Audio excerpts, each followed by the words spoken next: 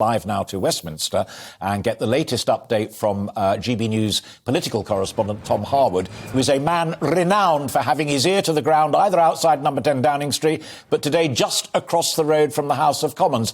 What's the latest that you're hearing, Tom?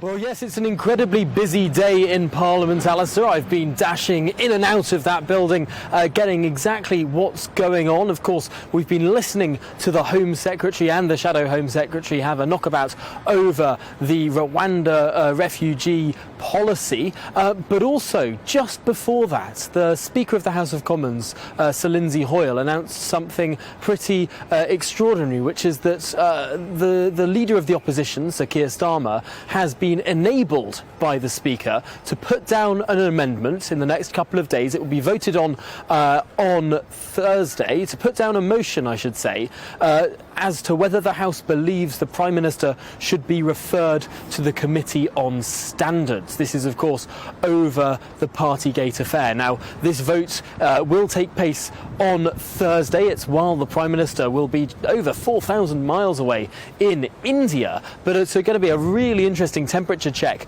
of the Commons. How many Tories will vote with opposition parties to refer this matter for another investigation? We know that there's been the Met Police investigation. We know there's been the Sue Gray investigation. Well, now a Standards Committee investigation, a powerful committee, could be on the cards, and they could be pulling up some evidence that they may well make public as well. But of course, the Prime Minister, importantly, speaking at 4:30 as well. He'll be addressing that as well as the other issues of the day. Sure.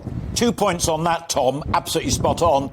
You know even better than I do that motion and vote on Thursday is utterly meaningless stunt stuff unless a significant number of Tory MPs vote for it, and they probably won't do, which leads me to my second question.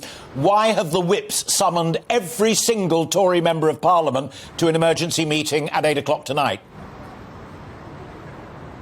Well, that's exactly the question that the Prime Minister will be wanting to gauge the temperature of his MPs at 8 p.m. this evening in one of the committee rooms, up on the committee room corridor in the building behind me. MPs will crowd in to one of those rooms in one of these extraordinary meetings of the 1922 committee, but also of ministers as well. The Prime Minister will be taking soundings from his party, most likely, in terms of what they can really sort of how the whips can behave when it comes to asking MPs what to do when it comes to that vote on Thursday, because there'll be many MPs who think that, well, if the Prime Minister has nothing to hide, then surely yet another investigation, albeit led by the rather vocal Labour MP Chris Bryant, who chairs that committee, why would they be afraid of yet another investigation? That may well be the argument of some Conservative MPs, and we know that this